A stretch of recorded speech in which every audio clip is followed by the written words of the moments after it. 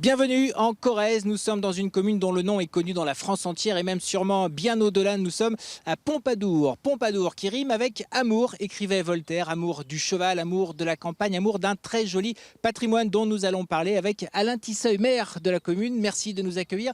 Première question traditionnelle, comment appelle-t-on les habitants de Pompadour, sachant que la commune s'appelle en fait vraiment Arnac-Pompadour? Absolument, la commune s'appelle Arnac-Pompadour. Communément on dit Pompadour, mais je tiens à ce qu'on dise Arnac-Pompadour parce qu'il ne faut pas oublier le village d'Arnac. Et les habitants s'appellent les Pompadour. Alors Pompadour connu pour sa marquise?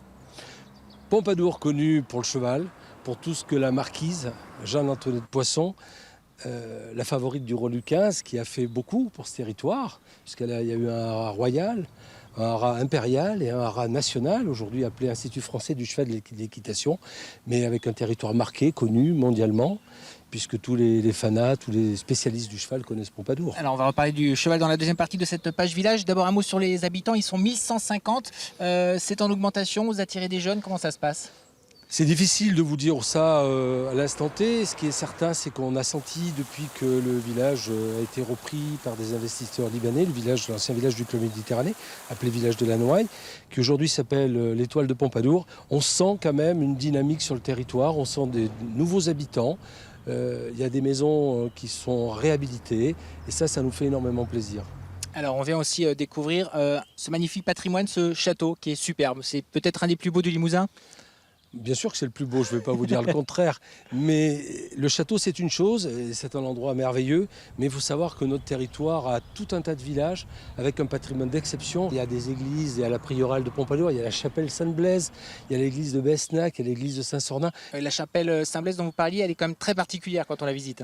Alors elle est très particulière parce qu'une dame de Pompadour, pour ne pas la nommer, Madame Golfier, qui a eu l'idée de faire venir un peintre célèbre, André Brasilier, qui a marouflé entièrement la chapelle sur le thème cheval, le Christ et tout. C'est un endroit extraordinaire, il faut le voir pour comprendre ce qui se passe. Alors vous parliez tout à l'heure du Club Med de Pompadour, il a fermé ses portes en 2014 et des investisseurs libanais ont fait le pari d'investir justement à Pompadour. On en est où dans ce projet qui paraît quand même énorme? Le Club Méditerranée est parti officiellement en février 2015. J'ai eu l'immense chance ou bonheur, je ne sais pas comment on peut dire, de rencontrer des investisseurs libanais quelques mois après, qui ont acheté, qui sont tombés sous le charme, qui ont acheté le village, qui ont tout de suite restauré la partie historique. C'est important, ils n'ont pas restauré la partie moderne, mais que la partie historique, tout en marbre, qui va très très bien avec la pierre. Ils ont eu l'inauguration par le président de la République et ils tiennent leurs promesses. Aujourd'hui, il y a le restaurant, il y a l'hôtel et le spa qui sera fini dans l'été. Donc des Libanais amoureux du cheval bien sûr, et pour cause, puisqu'à partir du 16 avril, les courses hippiques vont reprendre sur l'hippodrome qui est à quelques mètres d'ici. France Lemaire et Henri Simonet justement reviennent sur l'histoire de ces courses hippiques.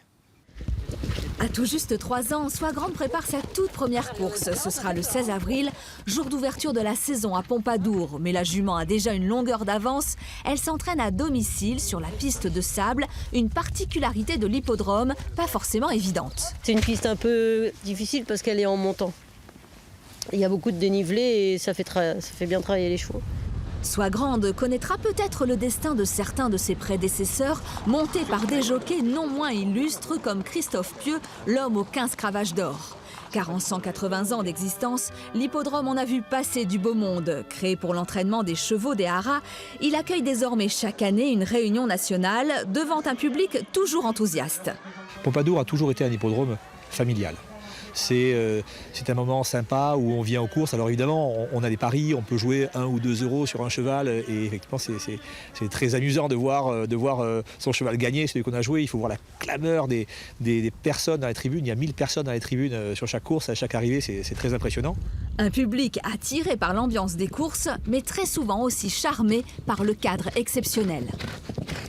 Et cet hippodrome magnifique, il est sur notre gauche, Alain Tisseuil, c'est une fierté cet équipement. Alors tout d'abord, je rends à César ce qui lui appartient, l'hippodrome qui est magnifique en effet, et pas à Pompadour, mais à Saint-Sornin-la-Volpe. C'est le maire de Saint-Sornin, mon ami Henri Certes, il faut bien lui rendre son hippodrome quand même. Alors il y a environ 160 compétitions chaque année, il y a du concours complet, du dressage, de l'attelage, des courses hippiques, ça génère de l'économie pour la commune. Alors, ça génère de l'économie pour le territoire. C'est 160 journées équestres. Il faut savoir qu'on essaye de monter à 200 avec le directeur des haras. On travaille dessus, puisque maintenant on a des installations pour l'hiver avec l'étoile de Pompadour, qui a 2 immenses manèges.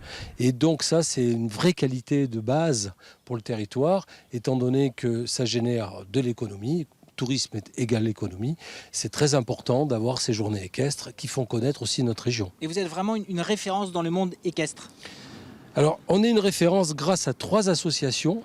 Bien entendu, la Société des concours hippiques de Pompadour, ce qu'on appelle le CREU, c'est-à-dire le comité régional équin, et puis les haras nationaux, qui organisent des manifestations chacun à leur tour, et les 11 journées de course l'été, mais qui cette année me font mentir, puisqu'elles commencent à Pâques.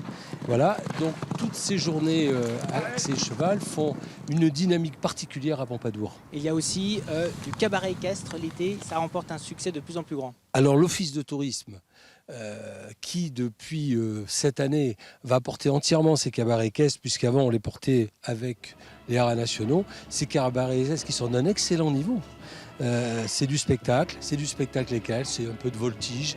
Et il y a un dîner magnifique autour de ça, avec des danseuses, de la musique. Et c'est la fierté aussi de notre territoire. Autre événement, là ça vous y tenez, c'est de l'automobile. Il y aura le 27 avril une étape du Tour Auto. Alors là, vous réveillez de vieilles histoires.